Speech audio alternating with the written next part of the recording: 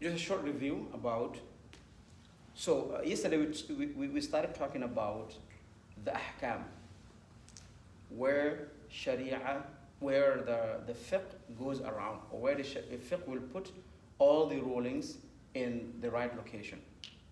By seeing action, evaluating that action, not having a direct proof for that action, and fiqh will come and take from the principle and say, oh, this is wajib. Another action, fiqh will look at it and say, this is mandub. Another action, it will say, this is mubah, and this is makruh, and this is mahdur sahih, and also batil. And now we get the understanding of al-wajib, right? Al-wajib is what? If you do it, you're rewarded. If you don't do it, you're punished. If you do it, you will be rewarded. If you don't do it, you will be punished. So that is a wajib. Can you count the wajibat of the deen? Can you count the action in this nature in the deen? Can you count them? Yes. Can you count them? No, you cannot count them because they're increasing every single day. Every day they're going to increase, and who's going to put the ruling is the fuqaha, and when they put it, they can only put it here if they find that action fulfilled the conditions to be on this category. Right? Then fiqh will also say mandub. And mandub is what? Mandub is if you do it, you're rewarded. If you don't do it, you'll be punished. If you do, you'll be rewarded. If you don't, you'll be punished. And when we go to detail, each one will have example. So this one is one step lower than this one, right? So the fiqh will see an action and say this action is not going to fit here because the conditions of being a wajib is not met, so it will drop it down to mandub. So can we count the actions of mandub in the deen? No, because of they increase. Not just too much, but they increase.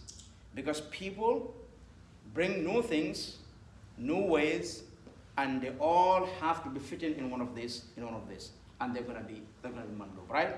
And mubah will come. So the mubah is what?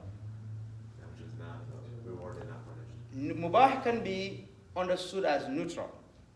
It's an action that if you do it or you don't do it, it's the same, right? No reward, no punishment into the action, right? So what will determine it is the fiqh will determine and put it in one of the hukm, which is hukm al-mubah. And you have the same thing in makruh, and mahdur, and sahih, and batil.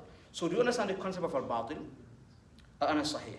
So al-sahih is what will give you the authority to possess an accepted possession of something. Okay? That is called sahih. And the opposite of sahih is going to be al-batil, and also it will be called al-fasid. So let's go to so we get the definition of al-batil, right? So let's go to now al-farq bayn al-fiqh wal-ilm. So now it's talking about, we're going to take questions later, inshallah. So we're going to talk about the difference between the fiqh itself and knowledge. So we have al-fiqh and we have knowledge. So all these ones, they're under fiqh, right? They're under fiqh. Okay. Now, we're going to go to the ilm. What is the difference between the fiqh and the ilm? So ilm actually covers this whole entire thing, right? So to understand the difference between fiqh and ilm is fiqh is limited only into this and this, and fasid. And ilm is beyond all of this. So which one is general and which one is specific? Fiqh is general. Fiqh is specific and ilm is general. Good. So the ilm is everything, and fiqh is only this. Okay? So then, and that's why they will call somebody who specializes on this faqih, right? He specialized on this, but he might have another knowledge, and he become an alim. But nowadays, If somebody know, we don't differentiate that. If somebody specializes in fiqh, we call it, oh, mashallah, this is Shaykh al-Alim al-Mufti al-Mubajjal, right? And we have no idea, right?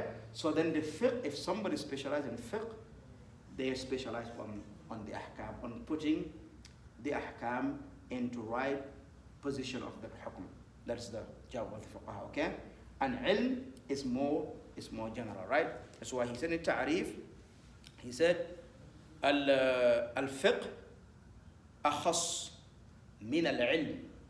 So fiqh is more specific, it's part of knowledge, but it's more specific than this knowledge, okay?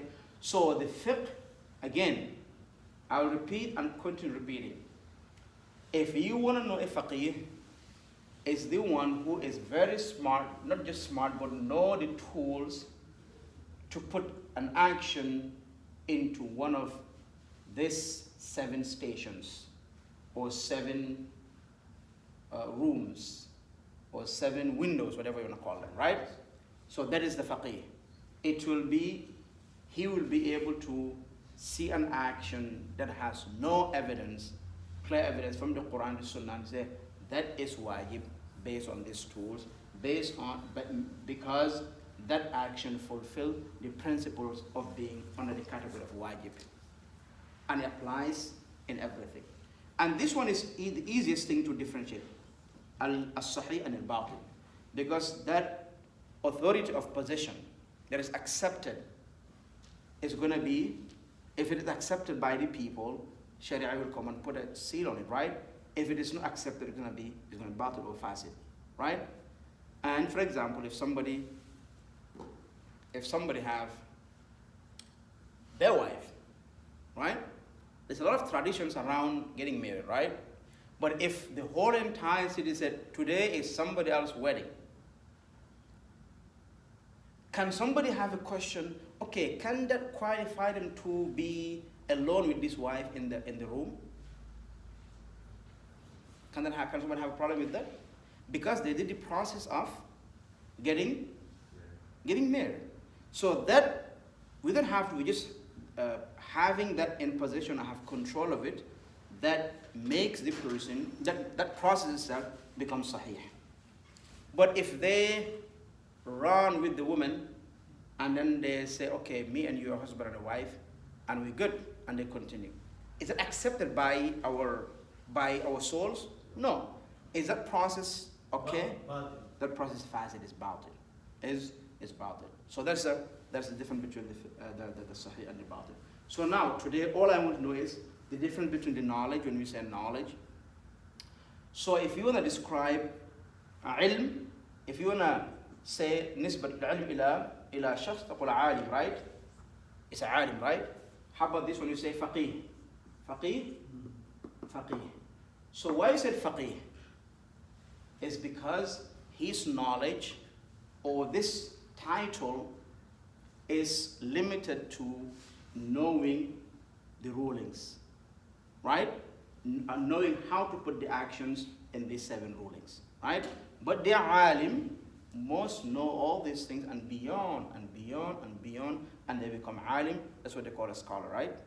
So it's very appropriate, and every student of knowledge should be able to say, this person is a faqih, this person is an alim, this person is a muhaddith, for example, that will also come to in the future, that specifically, about the hadith. But all we want today is to understand the difference between al-fiqh and al-ilm, inshallah ta'ala.